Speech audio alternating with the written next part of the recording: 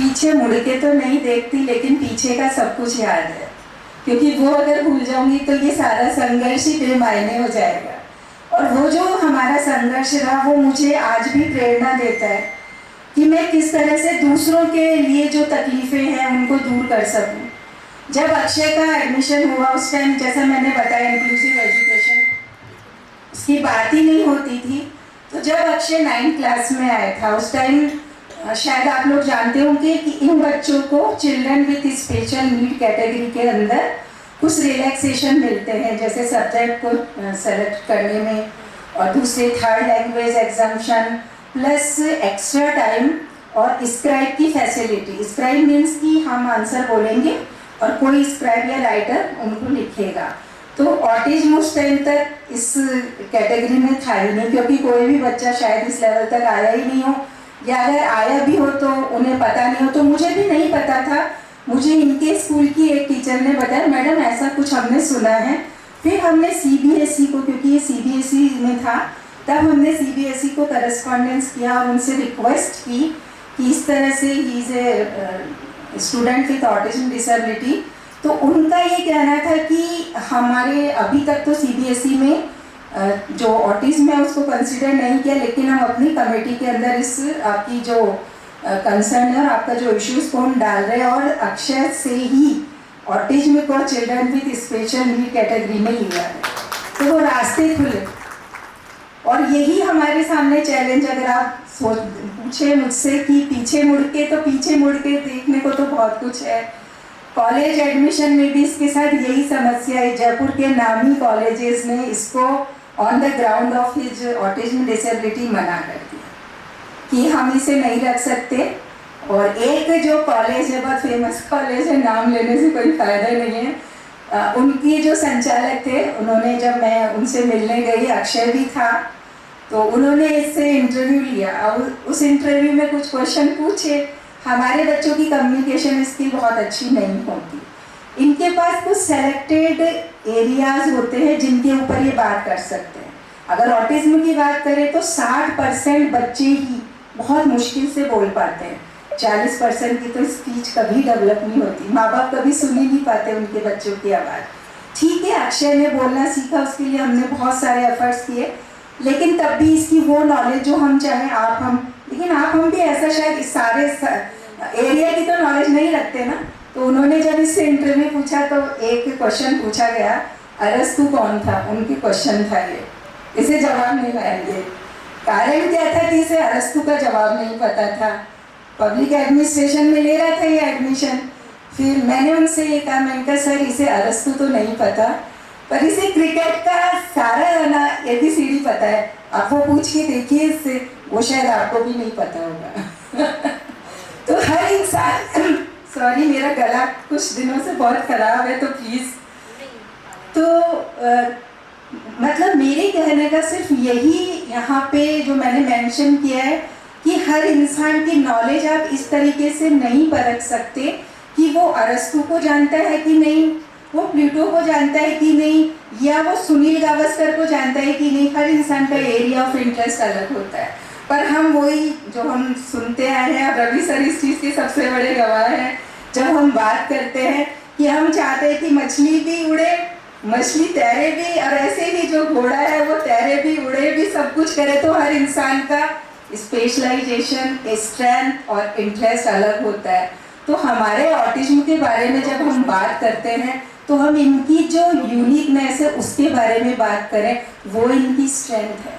और हम करते हैं उल्टा, हम इनकी सोशल स्किल और जो कम्युनिकेशन स्किल है, कॉम्प्रिहेंशन स्किल है, हम उस पर बात करते हैं कि वो कमज़ोर है, it means odd one out.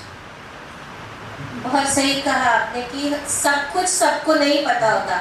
आप सचिन तेंदुलकर है, और जब विशिष्ट बच्चे की बात होती है तो आपको ज़्यादा सोचना चाहिए इस बारे में कि जितना अगर एक नॉर्मल बच्चे को अगर पता है। इसको लेकर के हमारा सामना भी हुआ। स्कूल का तो मैंने आपको बताया, वहाँ तो खैर उनका रवैया बहुत अच्छा रहा CBSE का। कॉलेज एडमिशन की जब बात हुई तब यही हुआ कि जयपुर के 2-3 कॉलेज जो हमारे एरिया के थे उन्होंने मना कर दिया।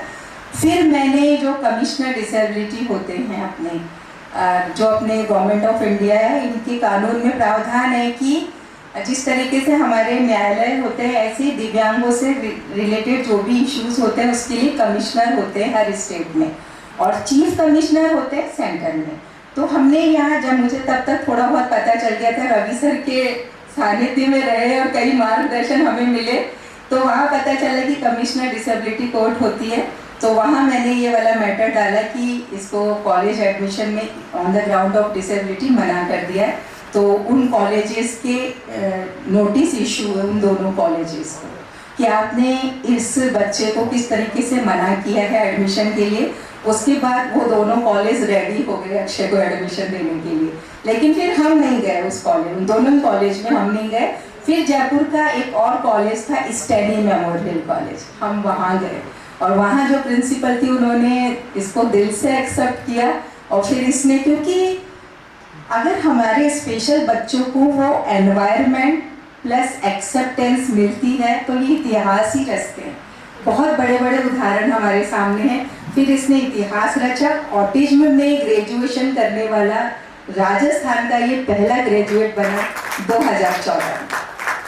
तो ये है कि एक हमें सपोर्ट मिला और दूसरे कानून की जानकारी लेना मेरे लिए ज़रूरी हो गया था, क्योंकि हर कदम पे संघर्ष था और जो सबसे पहला होता है उसका संघर्ष ज़्यादा होता है।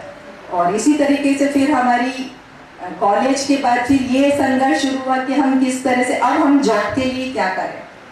तो जॉब के लिए हम यही सोचते थे, देखिए हर किसी का, ये कोई अनहोनी या अलग सी बात मैं नहीं कर रही, हर इंसान का एक ही सपना होता है कि वो पढ़ लिख करके कुछ ना कुछ करे, अपने पैरों पर खड़े हो। तो यही मेरी एक पेरेंट के नाते मैं भी यही चाहती थी कि अब अक्षय स्वावलंबी बने। तो बहुत कुछ हमने ऑप्शन तलाशे, लेकिन पता चला सरकारी जॉब में कोई रिजर्वेशन इनके लिए नहीं होता। तब मुझे फिर रवि हुजा सर जो यहाँ बैठे हुए हैं उन्होंने ये सुझाया कि मैडम क्यों नहीं अपन प्राइवेट जॉब के लिए ही कोशिश करते हैं। फिर हमने इसको कंप्यूटर ट्रेनिंग के लिए भेजा, क्योंकि मुझे ये भी पता है कोई भी आपको जॉब देगा तो आपके ऊपर चैरिटी के तौर पे नहीं लेगा, आपको कुछ ना कुछ स्किल आनी चाहिए। और हमारे बच्चे के लिए भी तो ये ज़रूरी है कि हम उसे एंगेज रखें किसी मीनिंगफुल एक्टिविटीज़ में। तो वही चीज़ सोचते हुए हमने इसे कंप्यूटर सिखाया, और ना सिर्फ कंप्यूटर बल्कि हमने इसे ऑलराउंडर बनाने की कोशिश की।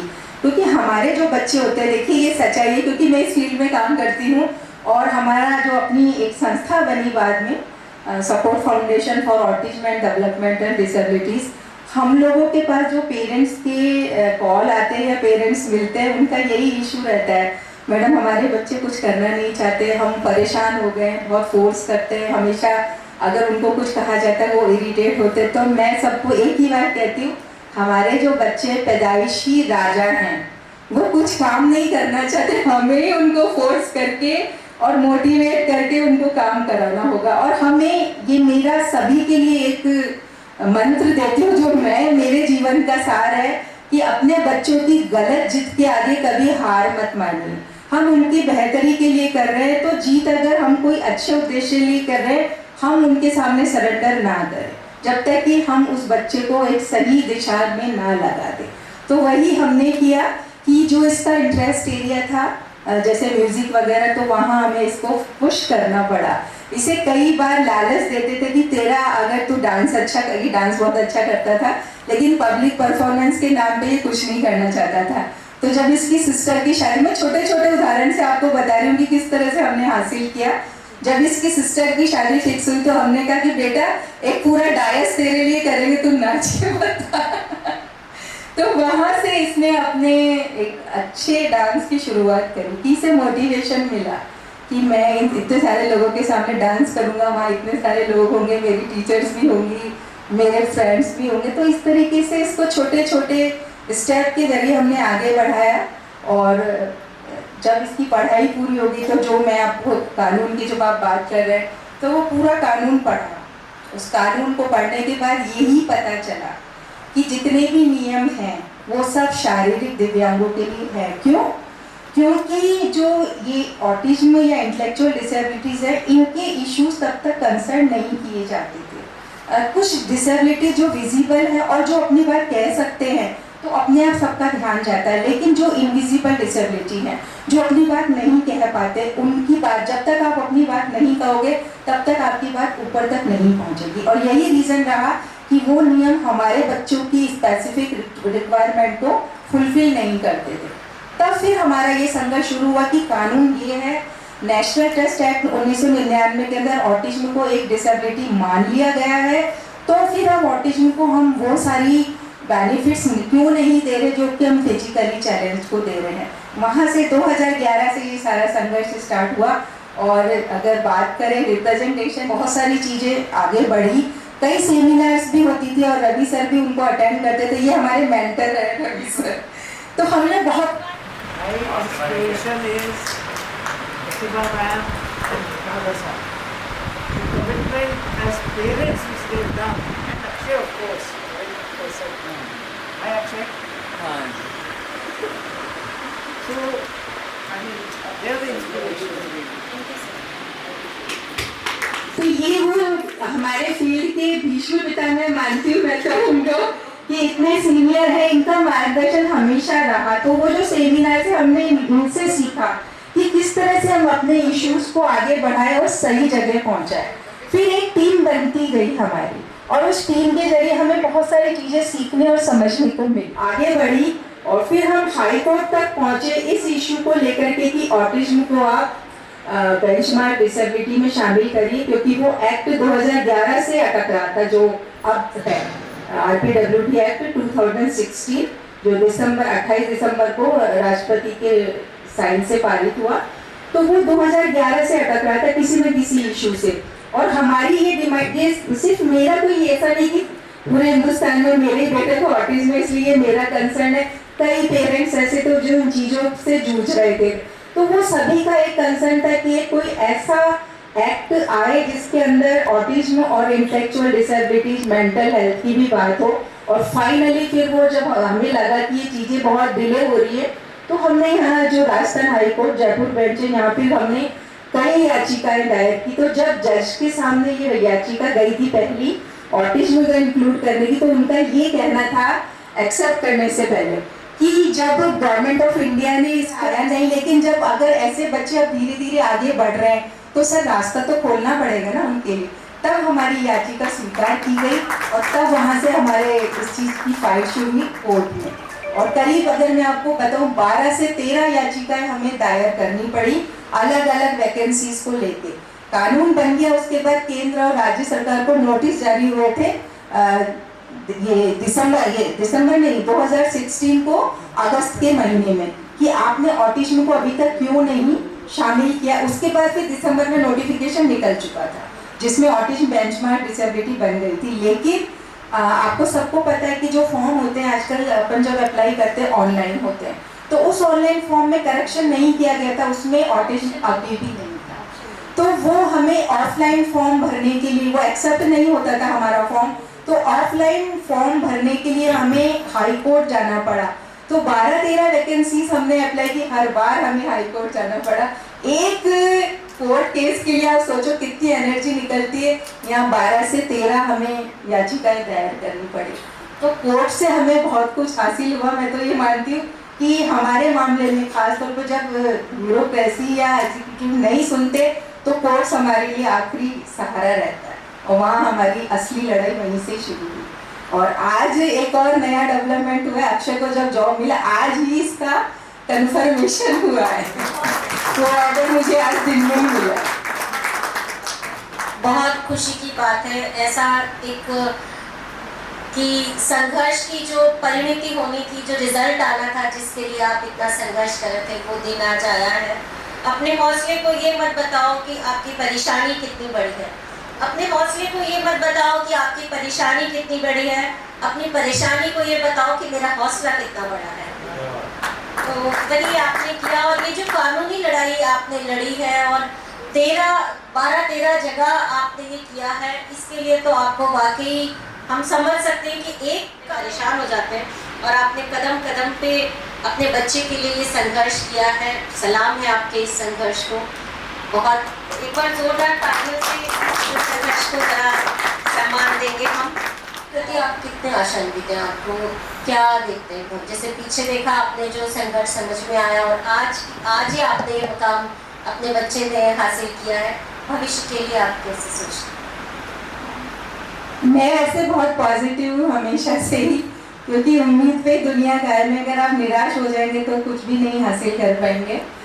जब अक्षय को जॉब मिला तो उस टाइम मुझे पता था कि अवेयरनेस को लेकर के हमारे यहाँ पे स्थितियाँ कोई बहुत बेहतर नहीं है, और इसीलिए मैंने इन लोगों को ज्वाइनिंग से पहले ही, जैसे ही हमें अपॉइंटमेंट लेटर मिला, तब हमने इनको लिख के दिया था कि इसे ऑटिज्म है। और मैं जहाँ तक हम जानते हैं कि ऑटिज्म को लेकर अवेयरनेस नहीं है, तो हम यही चाहेंगे कि मैनेजमेंट इन चीज़ों को लेकर के इसके साथ पहले उस चीज़ समझे, इसकी स्ट्रेंथ और यूनिकनेस को उसके हिसाब से इसके साथ इसे काम दिया जाए। लेकिन उन्हें शायद विश्वास नहीं था, क्योंकि ऑटिज्म को लेकर के अभी तक कोई एम्प्लॉयमेंट किसी को दिया नहीं गया था।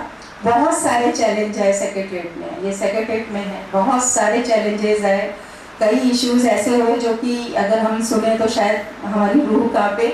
और कई पेरेंट्स तो जब ये सारी चीज़ों का उनको सुना तो उन्होंने ये कहा कि हम होते तो हम तो अपने बच्चे को जॉब ही छुड़वाते थे, कि कहाँ तक इतना सब कुछ हम सहे। इसके साथ मैन हैंडलिंग भी हुई। उसके बाद जब हमने कमिश्नर कोर्ट में कंप्लेन करी कि इसको किसी ने इसके साथ मारा, तो वहाँ जाकर के इंक्वायरी बैठी, सारे सीसीटीवी कैमरे निकाले गए, लेकिन वो पता नहीं चला, क्योंकि जब हम नहीं बताना चाहते तो कोई पता नहीं कर सकता। पर फिर उन्होंने हमसे पूछा, जो हायर मैनेजमेंट था, उन्होंने हमसे पूछा आप क्या चाहते हैं। मैं कहा सर मैं ये नहीं चाहती किसी एक को सजा मिले, ठीक है वो तो पता भी नहीं चलेगा, लेकिन एटलीस्ट दोबारा ये सब ना हो, उसके लिए हम इंश्योर करें कि, और उसका तरीका यही है कि हम अवेयर करें स्टाफ, वही बेहतर तरीका। क्योंकि जब हम जान जाते हैं किसी चीज़ के बारे में तो हमारा नज़रिया बदलने लग जाता है।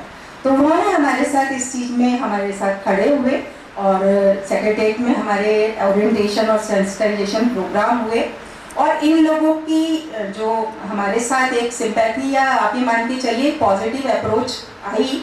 हालांकि उन्होंने बहुत बाद में उस अप्रोच को अपनाया, शुरू में अगर उन्होंने ऐसा किया होता तो ये सब कुछ नहीं होता।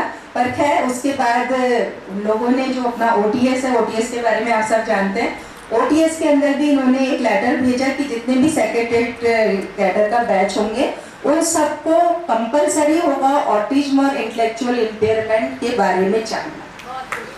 तो ये अपने राजस्थान से शुरुआत हुई, और इसके फिर देश भर में चर्चा हुई कि ऑटिज्म और इंटेलेक्चुअल डिसेबिलिटी, जिनको हमने अब रिजर्वेशन दे दिया है 1% गवर्नमेंट जॉब में, तो जो वर्क एनवायरनमेंट है वो भी तो फ्रेंडली होना चाहिए।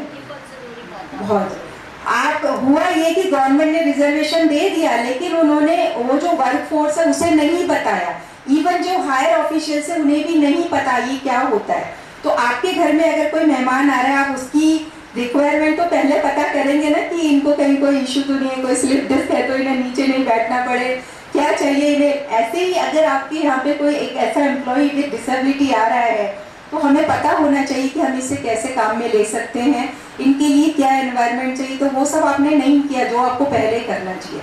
इसी चीज़ को लेकर के हम जगह जगह मिले, इवन फिर ये गवर्नमेंट ऑफ इंडिया तक भी ये प्रपोजल हमारा, जो हमारी संस्था वहाँ पहुँच चुका है, वहाँ पे भी काम हो रहा है इस पर। और यहाँ राजस्थान की अगर बात करें तो अपनी संस्था ने इसी, क्योंकि मैं ये मानती हूँ कि जो एग्जीक्यूटिव और ब्यूरोक्रेट्स होते हैं इन्हें ही नियम बनाने हैं और इन्हें ही लागू करने हैं। अगर ये लोग जाने ऑटिज्म और इंटेलेक्चुअल डिसेबिलिटी और क्या कानून है, तो हमारे जो ये दिव्यांग कर्मचारी, इनकी स्थितियाँ जरूर सुधरेंगी। और यही हुआ। फिर हमने इंदिरा गांधी पंचायती राज संस्थान, पुलिस एकेडमी और अपने सेक्रेटरीट, OTS, यहाँ जगह जगह हमने अपने ओरिएंटेशन और सेंसिटाइजेशन प्रोग्राम करे, और अब भी कर रहे हैं। और अभी 2 अप्रैल को हमारा एक बहुत बड़ा, ये जैसा आपने बताया, वर्ल्ड ऑटिज्म अवेयरनेस डे, तो राजस्थान पुलिस एकेडमी में हमारा एक बहुत बड़ा अवेयरनेस प्रोग्राम हुआ, जहाँ सारे पुलिस अधिकारी और जो इनके पुलिस थे, पुलिसमैन, वो सब थे वहाँ पे। तो आप सोचिए, पुलिस एक साथ 450 लोगों को अगर ये ऑटिज्म वर्ड ही पता चलता है, तो ये अवेयरनेस तो बढ़ेगी ना, चाहे से धीरे धीरे ही सही, लेकिन बढ़ेगी जरूर। ये बिल्कुल सही बात है कि अवेयरनेस बढ़ाना ही इस विशिष्टता के साथ डील करने का एक पहला कदम है। जब आप किसी चीज़ को जानेंगे तभी उसके बारे में आप आगे उसको हैंडल कर सकते हैं। और जैसा कि आपने कहा कि बहुत सारे आपने ऐसे प्रोग्राम्स किए और उसका एक पॉजिटिव असर आपको आ रहा है। सरकारें भी इस दिशा में काम कर रही है। मैं आकाशवाणी से जुड़ी हुई हूँ और हम हर साल 2 अप्रैल के दिन अपने पूरे दिन जो हमारे प्रोग्राम्स होते हैं, चाहे वो महिला जगत हो या खेती गृहस्थी हो या जो भी उस दिन होता है, उसमें एक शो ज़रूर करते हैं। मॉर्निंग शो में भी किसी एक्सपर्ट को बुलाते हैं जो उस चीज़ के बारे में बात करता है और ज़्यादा से ज़्यादा लोगों तक वो बात पहुंचती है। तो ये छोटे छोटे से कदम हैं जिन्हें हम उठा करके इन विशिष्टताओं से डील कर सकते हैं, इसके बारे में अवेयरनेस जगा सकते हैं। आपने ये किया है बहुत अच्छे से और एक संगठन बना लिया है कि जो आपके जैसे अनुभव से वो इस चीज़ को ज़्यादा बेहतर तरीके से निपट सकते हैं, बेहतर तरीके से जीवन जी सकते हैं उनके बच्चे भी। इस चर्चा को भी मैं आप सबसे यही कहना चाहती हूँ कि मेरे लिए तो नथिंग इज इम्पॉसिबल, क्योंकि इम्पॉसिबल है और हमने अक्षय को इसी तरीके से आगे बढ़ाया है। अब जो चैलेंज ऑटिज्म के हैं वो तो साथ रहेंगे, वो अगर ख़त्म हो गए तो फिर बात ही क्या है, लेकिन उसी चैलेंजेस के साथ हमें इस दुनिया में रहना है। कोई नई दुनिया हम नहीं बना सकते, इसी दुनिया को हमें अवेयर करना है। छोटे छोटे ग्रुप्स, आज ये जो हमारा ऑडियंस ग्रुप है ये बिल्कुल अलग है।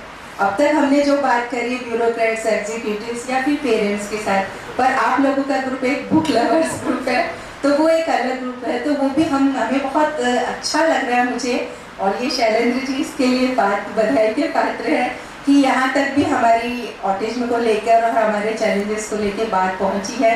और उम्मीद यही करते हैं कि आगे भी ये चीज़ें और बढ़ेंगी, क्योंकि डिसेबिलिटी कुछ नहीं है, ये सिर्फ माइंड सेट। अगर आपने सोच लिया कि आप कुछ कर सकते हैं तो कोई भी बाधा ऐसी नहीं है जो आपको रोक ले। लेकिन हाँ, अगर समाज का साथ मिलता है तो हौसला बहुत बढ़ जाता है, वरना टूटने में तो देर नहीं लगती है। तो समाज को बहुत ज़रूरी है कि इन बच्चों को समझें और एक सकारात्मक सोच रखिए, कहीं भी किसी के साथ भी हो सकता है। थोड़ा सा हाथ इन बच्चों की तरफ प्यार से बढ़ाइए और कुछ नहीं चाहिए। बहुत अच्छी बात आपने, पीछे एक बच्चा ऑटिज्म की विशिष्टता रखता है। आप देखिए आपके आसपास कहीं भी हो सकते हैं, 110 बच्चों पे एक बच्चा, ये एक सर्वे में निकल के आया था। वो हमारे बीच नहीं थे, उनके स्वागत के लिए मैं बनाना चाहूँगी डॉक्टर राकेश नागर जी को। आपसे अनुरोध कि आप आएं और उनका स्वागत करें।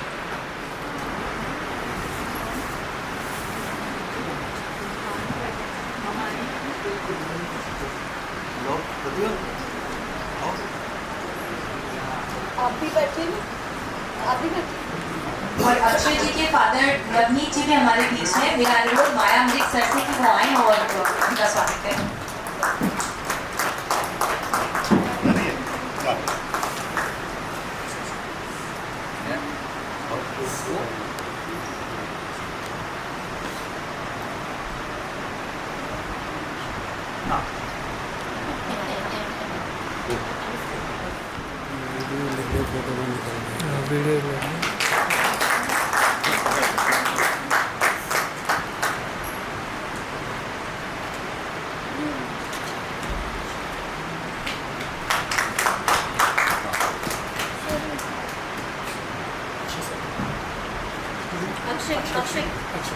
अक्षय को भी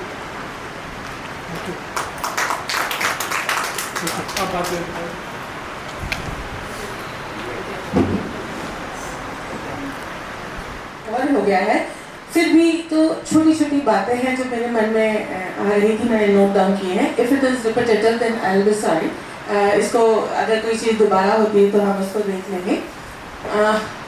मैं प्रतिभा जी और नवनीत जी को इस आज के दिन के लिए और इस बारंबार होने वाले कार्यक्रमों के लिए अभिनंदन करती हूँ कि आप लगातार ये अवेयरनेस कैंप चला रहे हैं।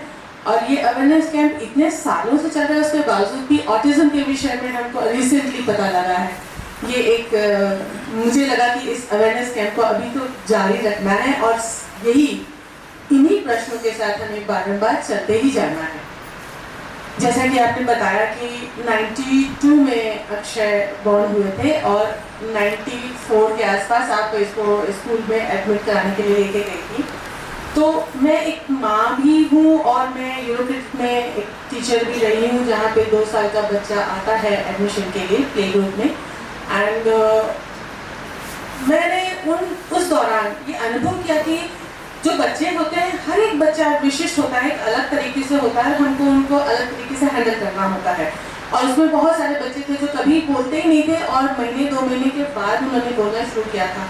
तो ये कैसे डिसाइड हो, किस उम्र में डिसाइड हो, क्या 92 94 में जो आपको समस्या आई थी, आज भी वैसी ही समस्याओं से पेरेंट्स गुजर रहे हैं?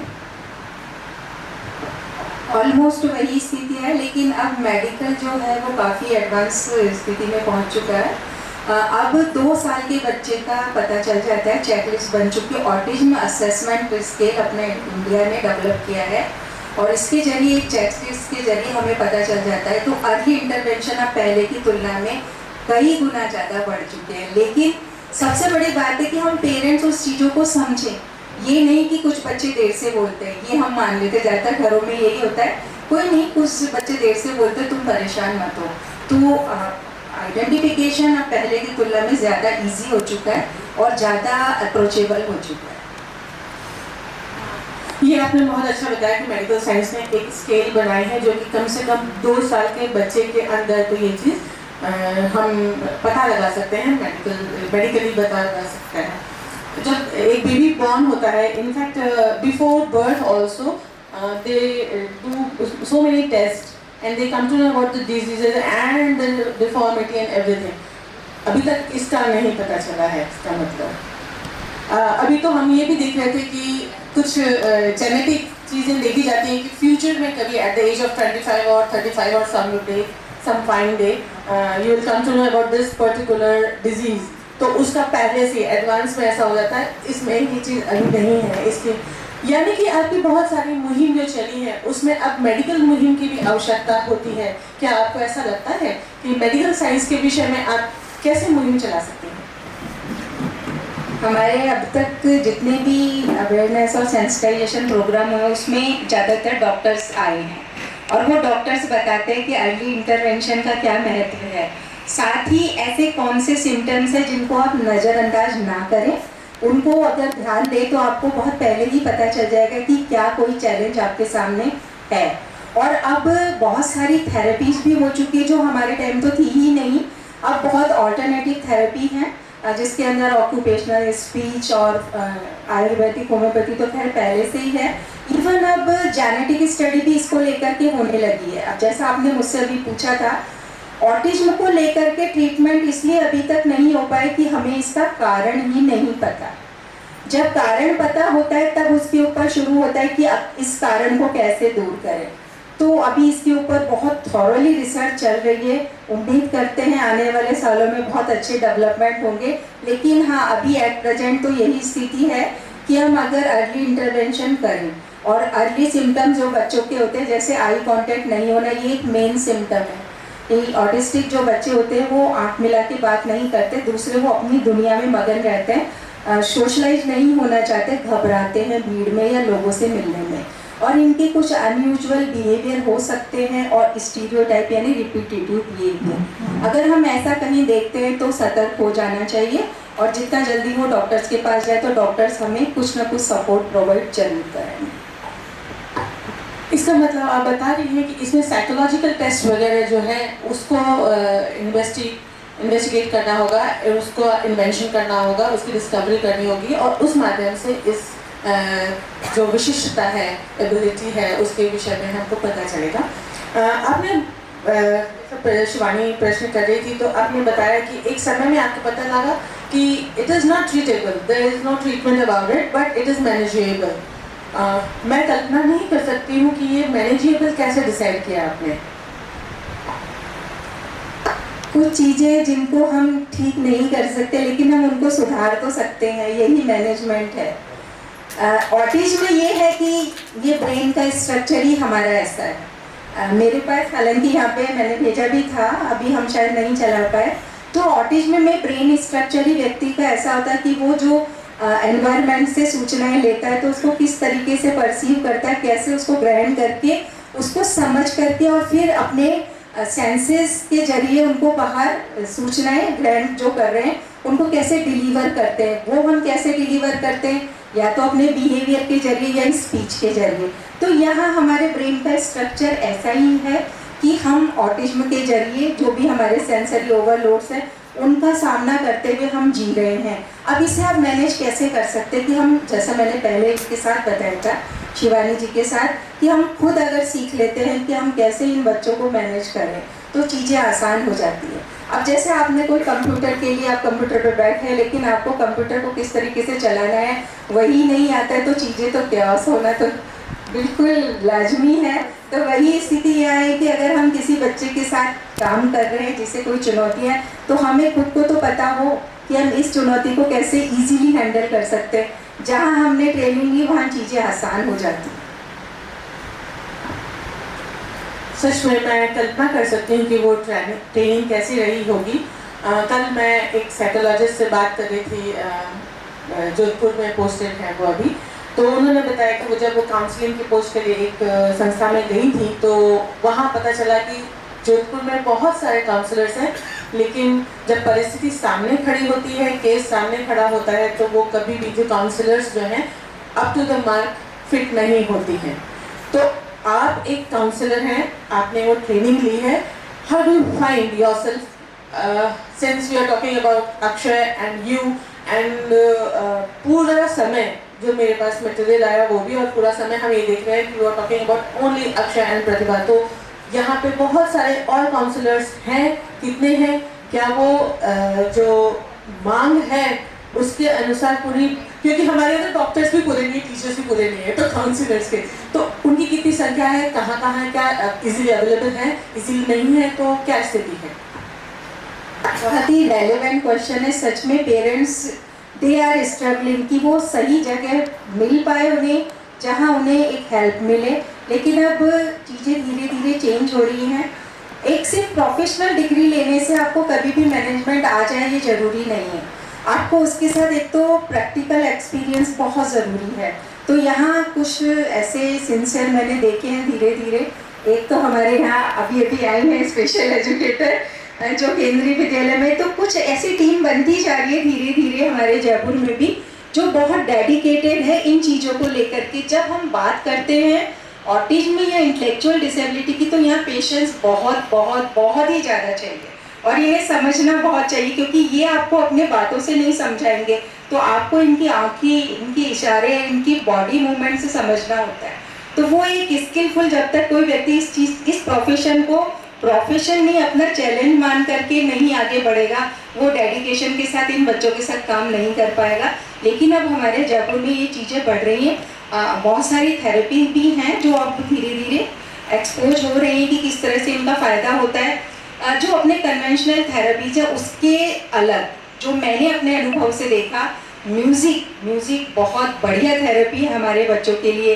ड्राइंग, म्यूज़िक, हमारे जो फिजिकल एक्सरसाइज, अगर इन चीज़ों को हम अपने बच्चों के जीवन में शामिल करें। हम क्या करते हैं एज ए पेरेंट, मैं वो बता रही हूँ आपको, क्योंकि हमने भी गलतियाँ की हैं स्टार्टिंग में, पर आज हमें उन सब चीज़ों को ओवरकम करके यही देखना है कि कैसे हम अपनी गलतियों को मिनिमाइज़ करते हुए बच्चे का जितना भी पोटेंशियल है उसको हम आगे बढ़ाएं। तो हम सीधे दवाइयों की तरफ जाते हैं कि अगर हमारा बच्चा हाइपर है, जाइए डॉक्टर के पास, डॉक्टर ने कुछ एक ड्रग्स लिख दी, वो बच्चा सोएगा, हम खुश कि चलिए हम थोड़ा अपने लाइफ के लिए टाइम दे पाएंगे, बच्चा भी ना सो रहा है, लेकिन आपको नहीं पता कितना बड़ा नुकसान हो रहा है उसका। इसकी जगह हम एक बहुत ही, जो हमारे पहले के लोग किया करते थे, क्यों नहीं हम फिजिकल एक्सरसाइज करवाते इन बच्चों को, हम क्यों नहीं म्यूज़िक इनकी लाइफ में डालते। मैंने खुद ने ऐसे कई बच्चे देखे जहाँ बहुत एग्रेशन में, और वो बहुत एग्रेशन में रहते थे और म्यूज़िक चलाया, सूदिंग म्यूज़िक, और वो उस दो बच्चों को शांत कर रहा है। तो हमने तो हमेशा यही पाया। दूसरी चीज़ मेडिटेशन, हम मेडिकेशन पे जाते हैं, मेडिटेशन को छोड़ देते हैं, जबकि मेडिटेशन की तरफ जाएं तो ये पेरेंट्स का ये कहना हमारा बच्चा तो बैठता ही नहीं है, आप उसके साथ खुद बैठिए ना। अगर आप एक कैंडल को जला करके 5 सेकंड भी देखिए, धीरे धीरे वो बच्चा 10 सेकंड भी बैठेगा। और हमने तो खुद ने अपने मामले में देखा है, ये जो प्राणायाम होते हैं, ध्यान होते हैं, दूसरे ये अपने मेडिटेशन की कई उसमें सीरीज आती है, आप वो चलाइए, धीरे धीरे आपके बच्चे में कितना चेंज आएगा। दवाइयाँ कब तक खिलाएंगे आप इनको, वो नुकसान ही करेंगी। तो जहाँ तक हो सके हम इन दूसरे ऑल्टरनेटिव जो थेरेपीज़ है इनकी तरफ जाएं तो रिजल्ट बहुत ज़्यादा मिरेकलस होते हैं। आपने सही बताया कि हमें बहुत पेशेंस के साथ, और ये जो आप म्यूज़िक की बात कर रही हैं, ड्राइंग की बात कर रही हैं, वो तो as a educational, as a teacher मैंने भी अप्लाई किया। हम नॉर्मल स्टूडेंट्स के साथ भी ये वर्क करता है। म्यूज़िक हम बड़ों के साथ भी वर्क करता है कि whenever we are in problem और टेंशन, अदरवाइज टू अगर हम प्रॉब्लम में नहीं हैं तो भी म्यूज़िक हमको बहुत ही शांत करता है, हमारी हाइपर एक्टिविटीज़ को रिड्यूस करता है, तो definitely it is going to help. पर मुझे ये भी पता चला कि सबसे ज़्यादा जो काम कर रहा है इनके साथ जो थ्योरी है वो ये है कि इनका रीइंफोर्समेंट फीड जो है वो बहुत इम्पॉर्टेंट है। सिंस वो आई कांटेक्ट नहीं करते हैं तो उनको हर थोड़ी सी आँख उठाने पर एक छोटे सा रीइंफोर्समेंट फीड देना होता है, एंड इट टेक्स टाइम। मैंने ये भी देखा जाना कि आप एक सरकारी नौकरी में थी और आपने सब सपने, सारा आर्थिक फ्रीडम जो हम जानते हैं कि आज की तारीख में हम भी तड़पते हैं कि हमें भी महिलाओं को आर्थिक फाइनेंशियल फ्रीडम चाहिए, तो आपने वो सब छोड़ के और इतना बड़ी जिम्मेदारी निभाई, तो आप अपने आप को एक नए दिशा में मोड़ लिया। तो आपको क्या लगता है कि कौन से सपने, कैसे आपकी ज़िंदगी में ये जो बदलाव है धीरे धीरे, हालांकि आपने जो आसमान छुआ है वो हम कोई भी आर्थिक फ्री पर्सन नहीं छू सकता है, लेकिन शुरुआती जीवन कैसा रहा, कैसे पेशेंस, कितना कुछ कैसा? पेशेंस तो ऐसा है, जब परिस्थितियाँ सामने आती है पेशेंस अपने आप आने लग जाता है। जब हम देखते हैं कि इन चीज़ों से पार पाना है, न कि हार माननी, तो वो पेशेंस आता गया धीरे धीरे। मुझे भी बहुत फ्रस्ट्रेशन होता था, कई बार मुझे लगता था मैं ज़िंदगी में इसे पढ़ा पाऊँगी कि नहीं पढ़ा पाऊँगी, पर वो तरीके मेरे बदलते गए। जब मैं एक तरीके में फेल हुई तो मुझे लगा चलो दूसरा तरीका। मैंने हमेशा ये सोचा कि अगर मैं इसकी जगह हूँ तो ऐसा क्या हो जो मेरे समझ आए, तो वही चीज़ें धीरे धीरे काम करने लगी। और एक बार बस सिर्फ वो जो भी डेडलॉक है वो खुलने की देर होती है, उसके बाद तो फिर रास्ता बनने लगता है। मतलब एक छेद करिए फिर खिड़की अपने आप खुलेगी, तो यही मेरे साथ हुआ।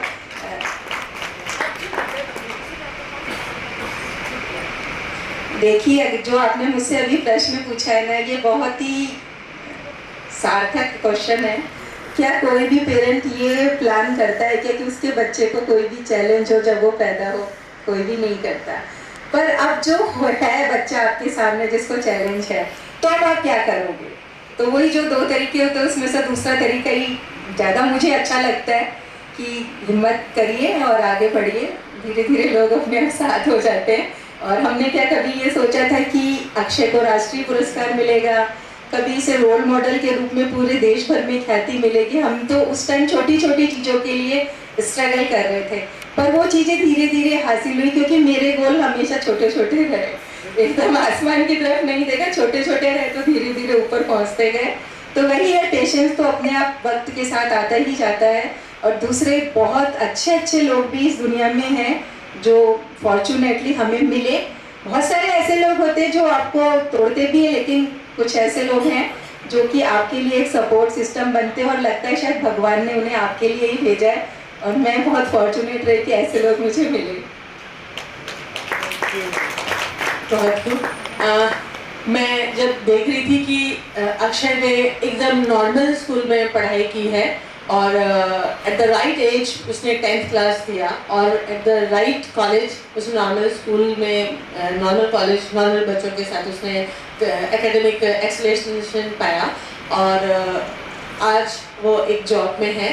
तो इतना नॉर्मल तरीके से ये इसको यहाँ तक लाना वॉज नॉट ईजी।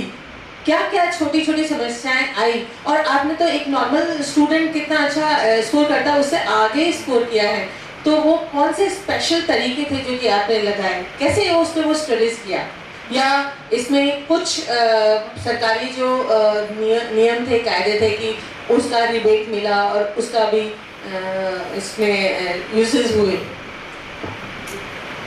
ये तो सही है कि मुझे बहुत ज़्यादा दिक्कतें आई, क्योंकि उस टाइम में अक्षय हर चीज़ में पहला होता था, तो तब तक वो अवेयरनेस भी नहीं थी और वो नियम भी नहीं थे। लेकिन हाँ, बाद में धीरे धीरे नियम बने, जैसे मैंने बताया CBSE में ऑटिज्म में जोड़ा तो इसको एक एक्स्ट्रा टाइम का लाभ मिल गया था, तो वो हमें फ़ायदा किया। और ऐसे ही जब ऑटिज्म को जॉब में रिजर्वेशन मिला तो उसके जरिए ही अक्षय जॉब पा सका। अदरवाइज अगर रिजर्वेशन नहीं होता तो ना तो इसे एक्स्ट्रा टाइम मिलता और ना ही और जो अलग से मेरिट बनती है, जो एम्प्लॉयज़ विद डिसेबिलिटी होते हैं इनकी मेरिट ही अलग बनती है, तो उस रिजर्वेशन के जरिए ये आ सका यहाँ तक।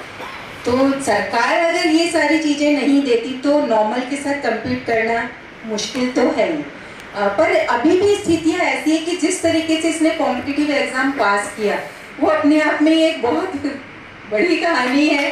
अगर आप में से कई लोगों ने शायद कॉम्पिटिटिव एग्ज़ाम कभी दिया हो या आपके बच्चों ने दिया हो, बहुत सेकंड्स के अंदर आंसर्स देने पड़ते हैं, टाइम बहुत लिमिटेड होता है। तो क्या हम हमारे ऑटिज्म से प्रभावित और इंटेलेक्चुअल बच्चों के लिए सोच सकते हैं कि वो उतने लिमिटेड टाइम में इतने शायद 100 क्वेश्चंस होते हैं जो कि एक लिमिटेड टाइम में आपको आंसर देना होता है और एक एक क्वेश्चन के लिए लगभग 16 सेकंड के करीब आपको मिलते हैं, तो बहुत मुश्किल है।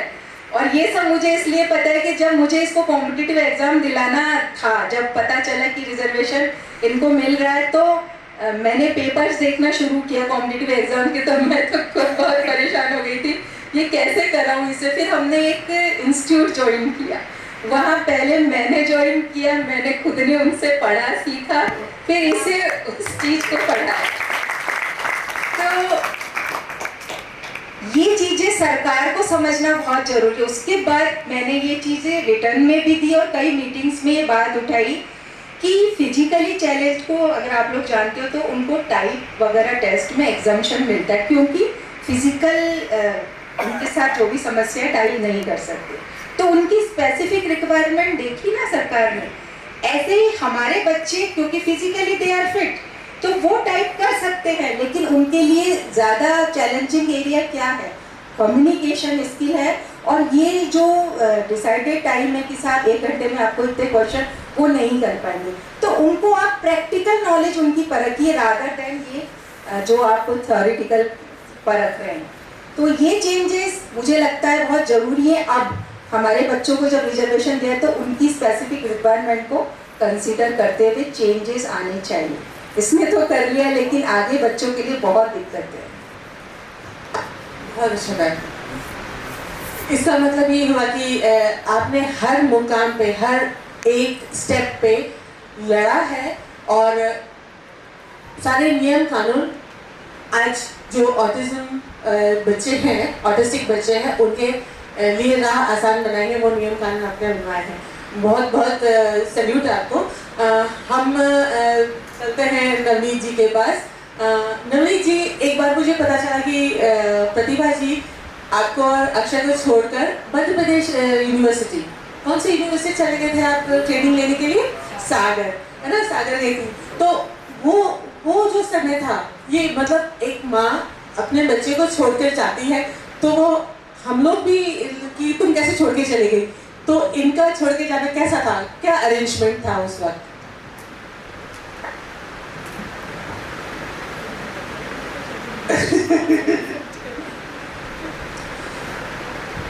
प्रतिभा को पीजी डिप्लोमा करना था psychology council, doctor Hari Singh Gour university Sagar से। ये गई एक 15 दिन के लिए 15 दिन मैनेज करना तो वो कर सकते थे, मैं भी नहीं कर सकता। खैर मैनेज करा बिल्कुल पीसफुली, जैसे वो मतलब प्रतिभा देखा तो था ही, मैनेज करा। उस टाइम तो मेरी डॉटर भी साथ थी, तो दोनों मिल के करा।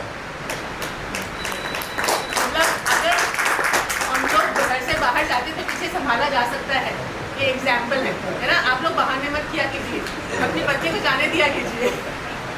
छोटा बच्चे को एक पिता साइकिल चलाना सिखाता है, चेस खेलना सिखाता है, बैडमिंटन सिखाता है, बहुत कुछ करता है। एक पिता का रोल आपके लिए? इसको जो साइकिल चलाना मैंने सिखाया। अच्छा। ये साइकिल हमारे घर के सामने पार्क है, ओपन पार्क, तो उस पर ट्रैक पे चला, इसको पीछे कैरियर पकड़ के चलता था मैं। तो करीबन 10-15 दिन हो गए कि तो कब तक करेगा यार, मैं भी तो बूढ़ा हो रहा हूँ।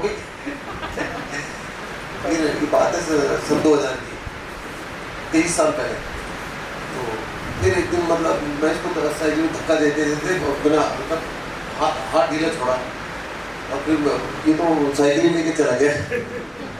इसका मतलब ये है कि जो ये फिजिकल चीजें हैं इसको करने में इसको अधिक दिक्कत नहीं है, है ना? नहीं, ऐसे ही स्विमिंग का था, स्विमिंग सिखाया इसको। स्विमिंग पहले तो करीबन 15 दिन फिर पूल में उतर के इसको हाथ में लेके ऐसा करता था। फिर एक दिन इसको मैं छोड़ रहा हूँ तेरे को, मैं छोड़ दिया, वो तैर के निकल गए और शहर इससे दो बातें सिद्ध होती है। इससे दो बातें सिद्ध होती है। एक तो ये कि इनके पास विशिष्टता है, हमसे जल्दी सीखने की विशेषता है, ये हमसे बेहतर तरीके से सीख जाते हैं। हाँ, कम्युनिकेशन प्रॉब्लम हो सकती है, सोशल एंगेज होने में प्रॉब्लम हो सकती है, लेकिन बाकी सारी इनके पास एबिलिटीज़ हैं। मैंने पढ़ा था कि ये लोग बहुत अच्छे सिंगर्स होते हैं, ये बहुत अच्छे आर्टिस्ट होते हैं, ये बहुत अच्छे डांसर्स होते हैं। और अभी मैंने जाना कि उसको साइकिल चलाने में भी कोई प्रॉब्लम नहीं हुई, कोई समस्या नहीं हुई, और स्विमिंग सीखा उसने, और वो हम लोगों के लिए भी कितनी मुश्किल रही हम जानते हैं। इसका मतलब इसमें, और दूसरी बात ये कि आपने एक पिता होना भी बहुत अच्छे से एंजॉय किया है, हर छोटी चीज़। आपने बैंक का भी काम सिखाया, पेपर भरना भी सिखाया आपने? हाँ, ऑनलाइन मतलब भर्ती करते हैं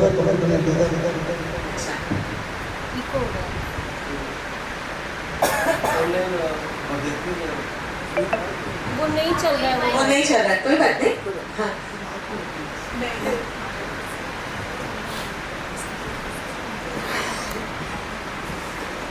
तो एक दो बार मैंने भरा, बताया इसको, तो इसने मैनेज करा।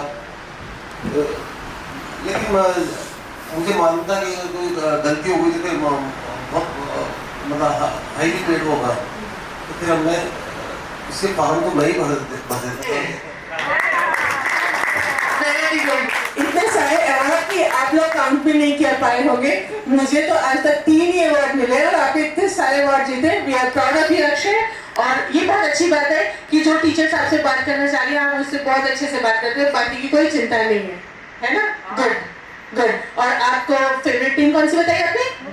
मुंबई इंडियंस। गुड। तो रात को 12 बजे तक आप क्रिकेट देखते हैं, तो cricket is your favourite game? Good good. So you know everything about cricket?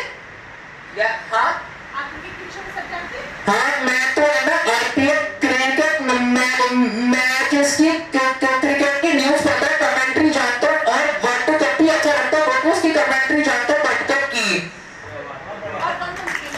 और मुझे है ना चेस गेम पसंद है, मैं तो चेस खेलने में 5 चैप्टर हो चुका, चेस खेलना आ गया, मुझे अच्छे से खेलता हूँ चेस। और आगे है ना चेस का टूर्नामेंट खेलूंगा, पानी की जीती आऊंगा, सबको खाना पीना चेस में है। आपको आपके सुनने वाले भविष्य के लिए अभी से बहुत बहुत सारी शुभकामनाएं और बधाई। हमें बहुत अच्छा लगा आपसे मिलके, आप हमारे लिए प्रेरणा है। We are just proud of you. Thank you. प्रयासों पर प्रयास करने का अभ्यास करते चलो, प्रयासों पर प्रयास करने का अभ्यास करते चलो, राह अगर सच्ची है तो आगे बढ़ते चलो, हताशा और नकारात्मक टिप्पणियों को दिल पर ना की भांति उड़ते चलो। कुछ ऐसा ही संदेश देते हुए ये दोनों interviews what we have listened to, we have really grasped something which is very important in life, that is confidence, and you should believe that you can do something, and then that is the limit, sky is the limit then। और ये जो बच्चा हमारा था कि सब कुछ मस्तिष्क से शुरू होता है और मस्तिष्क पर ही खत्म होता है, सारी इच्छाएं, सारा सब कुछ हमारे शरीर का जो भी है सब मस्तिष्क के आगे ही है, और हम अपने मन के राजा हैं। और अगर हम मन में ठान लें कि हम सब कुछ कर सकते हैं तो असंभव सिर्फ एक शब्द है, जैसा प्रतिभा जी ने कहा।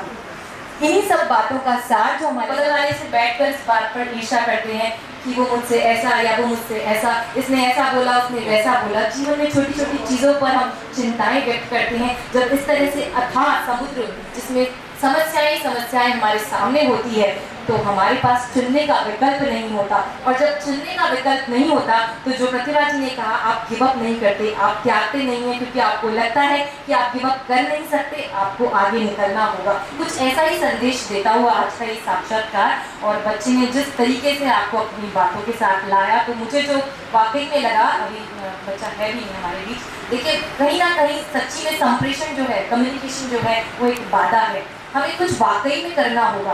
सिर्फ तालियां बजाने से शायद समस्या का समाधान नहीं होगा। जाने कितने बच्चे ऐसे होंगे हमारे आसपास जो मुझे बैठकर महसूस हो रहा था।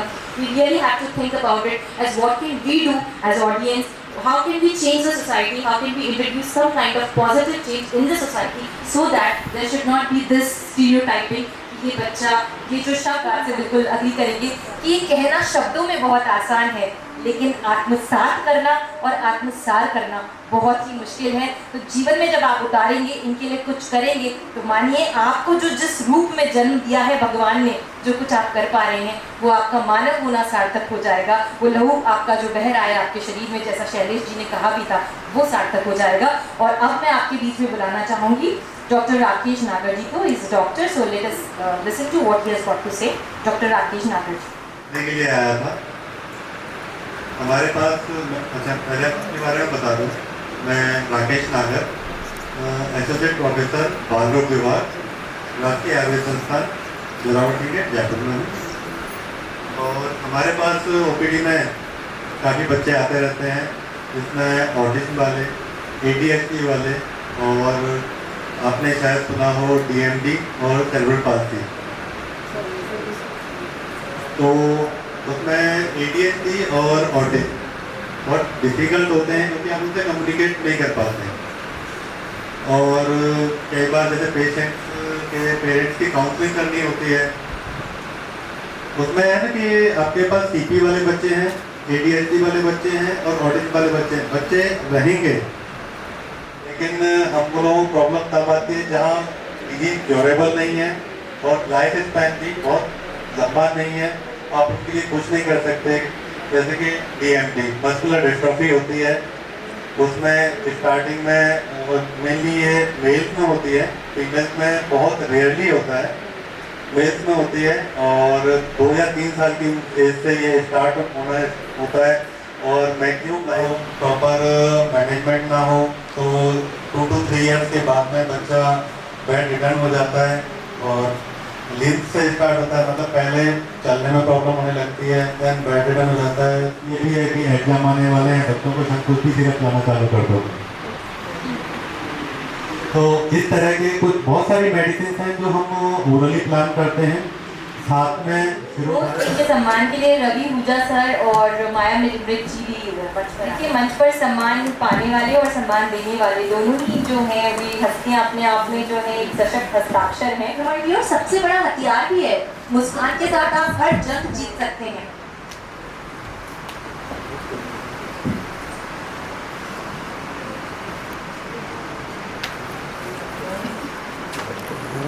ऊपर जाने की जरूरत थोड़ी नहीं ऊपर ज़्यादा वो हो जाएगा।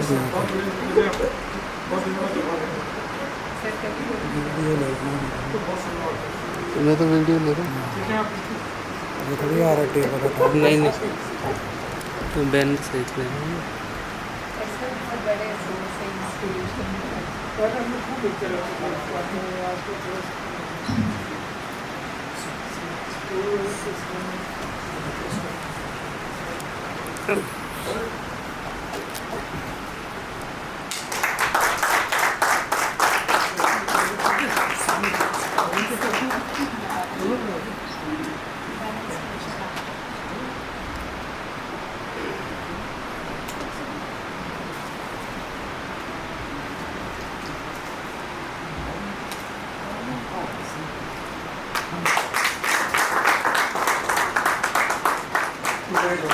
रिक्वेस्ट करूँगा सर आपको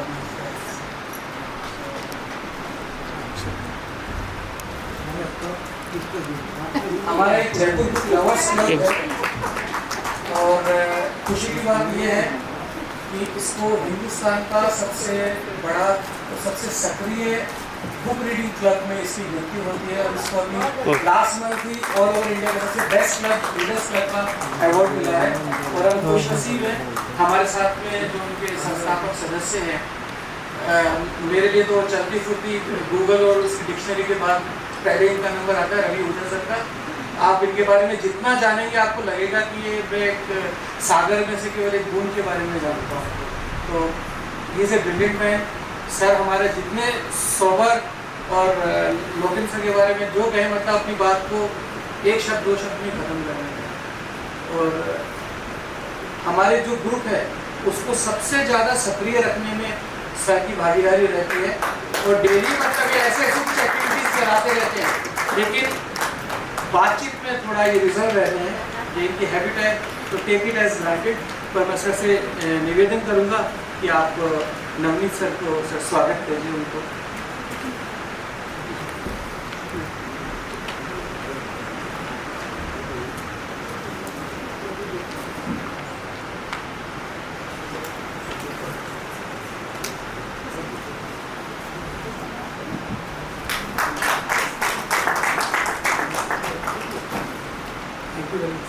मेरा अनुरोध कविता मुखर्जी से, शिवानी जयपुर जी से और शांभवी वर्मा जी से।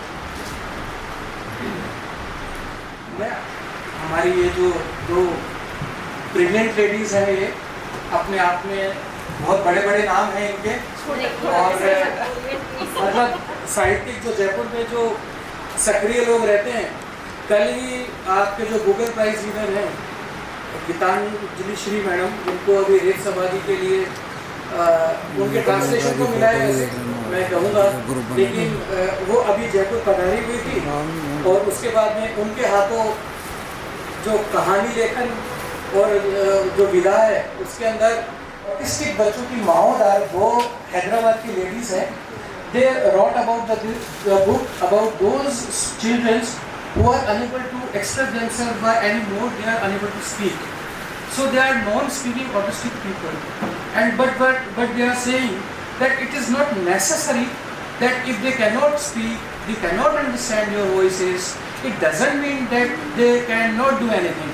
They are brilliant people who can do many different things in their field, because if he is an ASD child, that is autism spectrum disorder. Spectrum disorder is kind of neurological disorder. Although with your age it increases, but if we take prior measurements and if we try to look to their upbringing, then we can make remarkable changes in their life. And the live example is Pratibha Bhatnagar ma'am. मैं जिस आपको इतना मोटा राजा दिख रहा हूँ, जिस dairy का दूध पी के बड़ा हुआ हूँ, मेरे father was GM from Saras dairy, और जो मेरे को पता नहीं था, लेकिन समवाई यू फील इंस्पायर्ड। मेरे जो MD साहब थे उनकी PA थी ये, और इन्होंने अपनी नौकरी छोड़ के पूरी ज़िंदगी 30 साल 31 साल मतलब जो अपने इन्होंने कितने आंसू बहाए होंगे उसकी गिनती नहीं है। मतलब अपन समझ नहीं पा रहे हैं। अगर कोई और अगर कोई और सेलिब्रिटी होता, अब जैसे पंकज उदास जी कल जयपुर में थे, मुझको अपना बच्चा मानते, मैं उनको कार्यक्रम के छोड़ के मैंने कहा भैया मैं ये कार्यक्रम मेरे लिए ज़्यादा ज़रूरी है। और इनकी बात आप लोगों ने सुनी, और अगर आपके किसी भी दिल के कोने तक इनकी बात पहुंची है तो ये मेरी खुशनसीबी है, और मैं अपनी सफलता मानता हूँ इस बात के लिए। और मैं प्रतिभा मैडम जी का बहुत बहुत आभारी हूँ कि आप यहाँ आए, और आपने, और अक्षय भटनागर, आप ये देखिए आत्मलीन प्राणी जिसको आप कहते हैं, अगर ऑटिस्टिक बच्चा गए तो it means he is concentrated on a single matter. मेरे को पियानो बजाना है, अगर मैं सारे काम छोड़ के, हमको किस एस्पेक्ट एथलेटिक्स में करना है, हाँ मेरे को तो चैंपियन बनना है। अब आपने सोच लिया गोल्ड मेडल लाया, उसकी माँ कितने दिन स्टेडियम गई होगी, फादर कितने दिन स्टेडियम गए होंगे, तो पिताजी ने तो मना कर दिया। लेकिन जब मैं उनके घर गया तो वो अंदर से जाके अपने सारे एल्बम ला के दिखा रहे। मज़ेदार बात, आपके दैनिक भास्कर में रघु राम क्या ज़्यादा समय लेना पसंद नहीं करूँगा। आज जो बात, हमारे जो मकसद था, जो बात है वो आपके दिल तक पहुँच चुकी है। अगर मेरी तरफ से कोई त्रुटि रह गई हो तो मैं हाथ जोड़ के क्षमा प्रार्थी हूँ। थोड़ा एक्चुअली क्या कोरोना का वक्त था, तो मैं नहीं चाहता था कि यहाँ पे ज़्यादा अगर गैदरिंग करें तो कुछ इन्फेक्शन वगैरह का हो जाता, क्योंकि सब लोग पेरेंट्स भी आते हैं, बच्चे भी आते हैं, तो इसलिए मैंने थोड़ा सा स्पेस भी छोटा रखा था। किसी यूनिवर्सिटी में भी नहीं किया। मैंने कहा जो मेरा मकसद है, जिसके बच्चे हो किसी को उसको पता है कि मेरे बच्चे के लिए मेरे को क्या करना है।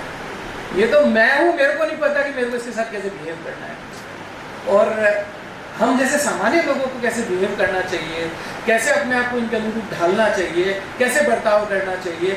आप सब लोग लिखने वाले हैं, पढ़ने वाले हैं, डॉक्टर्स हैं, प्रिंसिपल्स हैं। I met her principal in your SBI officers school. She is running in base at Mansarovar, Mrs. Preeti Sharma, I hope so. I am talking right about her. I went yesterday only to speak about this child, Akshay Bhattnagar. She told me she is running the school from 95 in your Hasanpura belt और जो भी है आपका जोरवाड़ा इलाका, कि फिर 2004 के आसपास वो मानसरोवर में आई थी, और जब ये बच्चा एडमिशन लेने गया उस समय उनके स्टार्टिंग चल रहा था, और शी वॉज वेरी हेजिटेंट। लेकिन फिर उन्होंने जब इनसे बातचीत करी तो फिर उन्होंने अपना माइंडसेट चेंज किया कि what is the meaning of inclusive education. Inclusive education का मतलब यही है कि हम सबको साथ लेके चले, और she is so proud of her. उन्होंने अपने प्रोस्पेक्टस में 4 साल से इसी का फोटो लगाया, एंड वो कहती है कि हमारे पास और भी बच्चे आते हैं तो अब इनको भी लाएंगे। और मेरा प्रयास आगे भी रहेगा कि आपके साथ बड़े बड़े लोग जो स्कूल्स हैं, कॉलेजेस हैं, वहाँ तक आपकी बात पहुँचे। बाकी आपकी आगे की जर्नी के लिए मैं फिर कर रहा हूँ, आप सफ़र जारी रखिए। हमारे बीच में बहुत गणमान्य व्यक्ति बैठे हुए हैं, मैं सबका आभारी हूँ कि आप अपना वक्त निकाल के आए। Thank you very much. मैं खुद भी इस चीज़ को बिल्कुल, मतलब मुझे MNIT में भी कुछ काम था, लेकिन मैं एंड में ऐसा हो गया था कि कैसे चलेंगे, तो मैंने कहा शैलेश जी को इतने अच्छे कार्यक्रम के लिए मना नहीं कर सकते, और जब अपन जा रहे हैं यहाँ से तो it gives a kind of soothing feeling कि really it was something which really mattered a lot for us. और अभी हमारे बीच में 3 लोगों का सम्मान बाकी है, तो मैं रवि ऊंचा सर को बुलाना चाहूँगी मंच पर। स्मृति चंद आपको भी सर हम वेट करना चाहेंगे, otherwise this programme would be incomplete if we do not give this as a gesture of gratitude to you sir. और साथ ही साथ मीनाक्षी माथुर जी को भी मैं मंच पर बुलाना चाहूँगी। आपसे निवेदन चाहूँगा, ये नहीं होती तो कुछ नहीं होता, सिंपल, इससे ज़्यादा मैं कुछ नहीं बोलूँगा।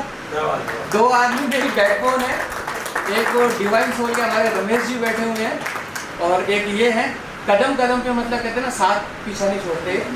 और रोहित है, रोहित आप भी आइए, मीनाक्षी मैम और है ना राकेश जी। शैलेश जी ने आसानी से श्रेय को दे दिया, लेकिन मेरा ये बहुत ही सौभाग्य है कि इन्होंने शुरू से मेरे से इस बारे में बात की और मुझे राइट समझा। So thank you so much Shailesh ji. This is called modesty. Ravi Uja sir is not even accepting this because he. Before that, she did her own special education course and got qualified as a special educator. So to start taking this, they are the initiator. Therefore, there's a man who also became a special education by choice. And I was really, our profession is a professional pride that we share. बस मेरे लिए बहुत बड़े शब्द हो गए। मैं मनोज प्रेमी सर, आप सर भी अभी 2 मिनट बात रखेंगे,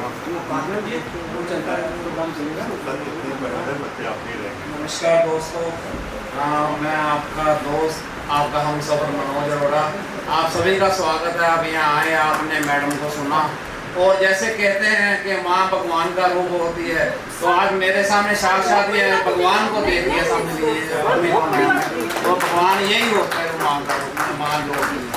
तो इनको मैं सैल्यूट करता हूँ दिल से। और दोस्तों, मैं एक समाज सेवक हूँ, तो मैं सबसे यही कहूँगा मेरा संदेश आप लोगों का आगे बन जाए। मैं ब्लड डोनेशन करता हूँ, मैंने अभी तक 32 बार ब्लड डोनेट किया है। तो आप सब लोग आपको संदेश देना चाहूँगा, आप भी ब्लड डोनेशन करते रहिए। 24 आवर में दोबारा अपना ब्लड बन जाता है।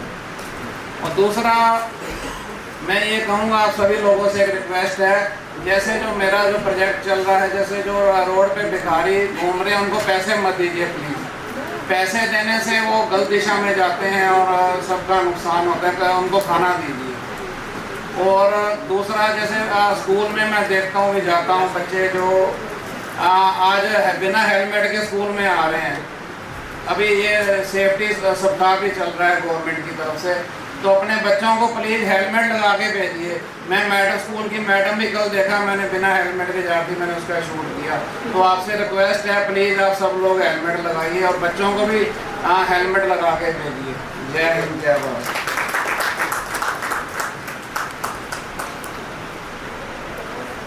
शुक्रिया। बाहर नाश्ता और रिफ्रेशमेंट प्लीज़ लेके चलिएगा। धन्यवाद।